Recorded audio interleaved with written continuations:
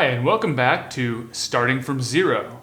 In the previous videos, we talked about oscillations and patching, and this time we're going to talk about dynamics. Is dynamics the most important concept in synthesis? No. All the important concepts are too interrelated for there to really be one most important concept. But I do think dynamics is maybe more easily overlooked than pitch or rhythm, but is probably at least as important as those to creating sounds and making music. Dynamics is not just about the relative loudness of sounds over time, it's also about the relative loudness of different parts of the same sound. This can have a surprisingly large effect on a sound's sonic identity. So what makes sound? We've talked about this before. Sound is the compression and expansion of air particles in the world around us and sensed by our ear. In the world of acoustic sounds, greater impact and vibration make a louder sound. In most synthesizers, it's kind of the opposite. A VCO always oscillates at the same amplitude, and a separate circuit called a VCA, voltage-controlled amplifier, makes it louder or quieter via control voltage from a third circuit. So these three circuits come together or are synthesized to create a sound with a dynamic beginning, middle, and or end. Now, using a VCA to change what Bob Moog called the envelope of a sound, what Pierre Schaeffer had earlier called the profile of a sound, this potentially changes the entire nature of the sound. Acoustic experiments have shown that the profile or envelope of a sound is very much key to its identity in the ear of the listener. In the zero coast, we use the oscillator section to generate the sound and the dynamics circuit to control its amplitude over time. The third circuit, which opens the dynamics circuit via control voltage, can be any circuit, any of any number of circuits. The simplest way will be to patch a simple control voltage offset from the voltage math to the dynamics CV input.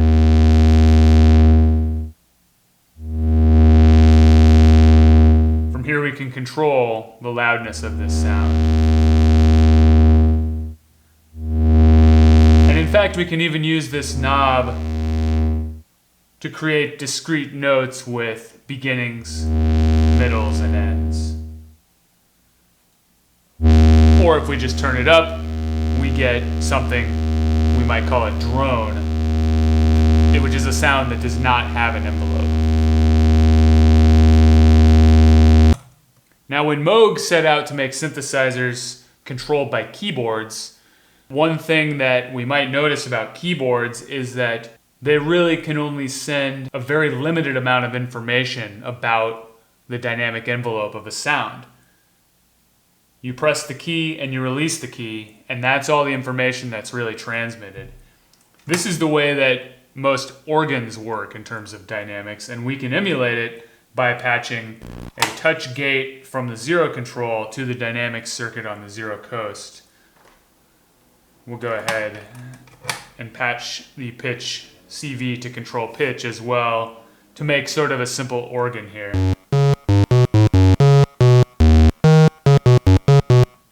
In this case, when I press the touch plate, the sound goes immediately to its maximum level and it immediately drops to its minimum level when I release the touch plate. So Moog came up with what he called an envelope generator to turn this very simple on-off two-part control signal, the gate, into something with some more nuance.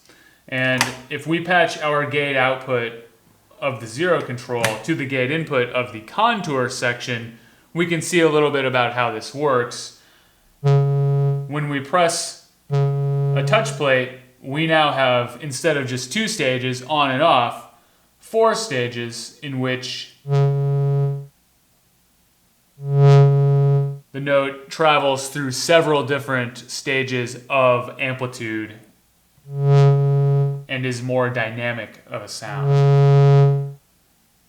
The onset time, controlling how long it takes to reach its maximum amplitude after first pressing the plate. The sustain level, which controls how loud it will be while we are continuing to hold the touch plate.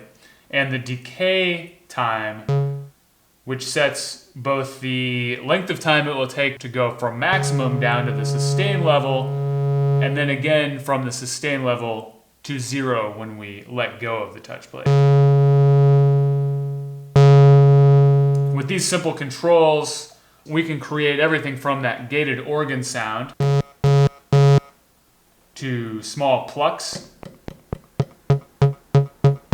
almost percussive type sounds, to swells,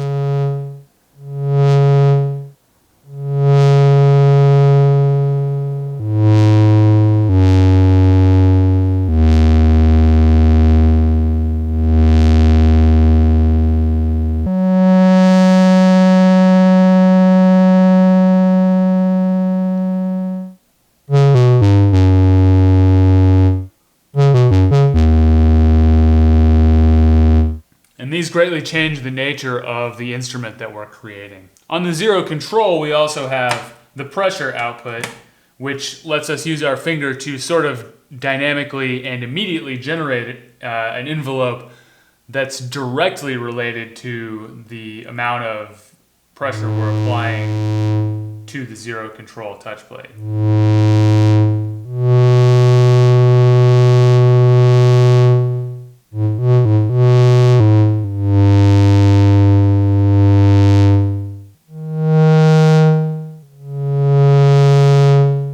This is possible because these touch plates register the amount of the finger that's touching them, and this allows us to create a signal that's not simply an on-off binary gate signal as you would get from the typical keyboard.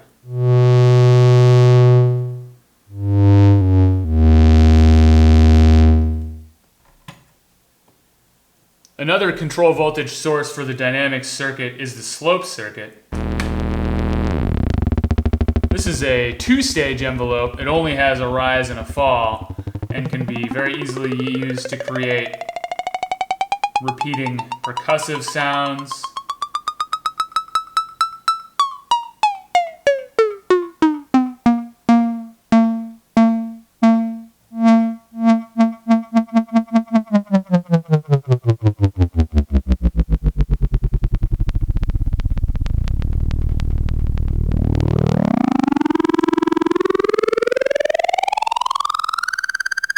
And other more simple note envelopes.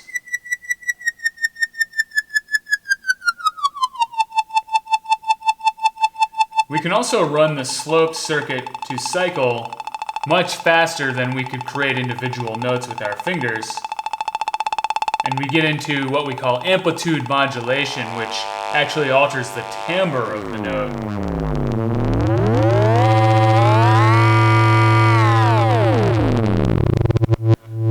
Even though this is technically just controlling dynamics the same way the contour does, once we go really fast with it, it sounds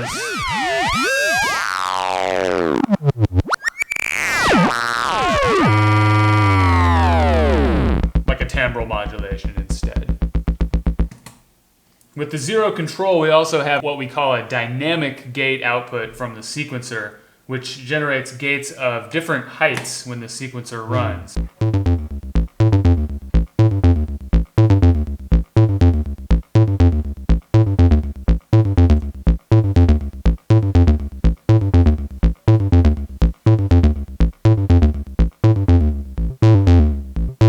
With the dynamic gate output, we can use the contour controls to create dynamics within each note, while also using the strength knobs to control the overall loudness of notes in the progression. So we have two kind of levels of dynamic control here. It's even possible to do amplitude modulation and dynamic contours at the same time, for example. And this is getting a little more complicated, but if I were to take the slope running at audio rate as we were doing and use the voltage math to subtract it, then I can mix it with the contour circuit that's subtracted from the contours that I'm creating, and when I patch it to dynamics, we will get kind of a blend of those two signals.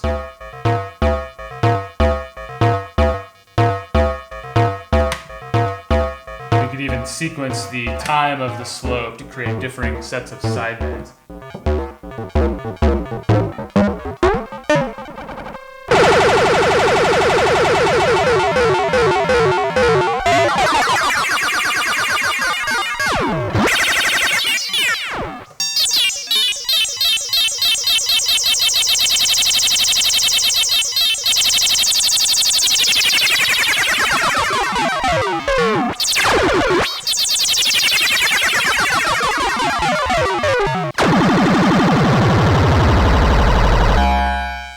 This patch at the end was a little more advanced, but could be really fun to just sort of experiment with mixing the dynamics of a single note as well as the dynamic range of a sequence and several notes, changing loudness throughout the sequence, and even piling amplitude modulation on top of it, kind of on 3 different time scales. These are all dynamic control, and they're very key to what really makes a synthesizer tick. If you'd like to know more about VCAs or amplitude modulation and other forms of audio rate modulation, then be sure to check out the videos linked in the description below. Also, if you have any questions about the concepts outlined in this video or any other videos, feel free to ask in the comments and we'll do our best to answer them for you.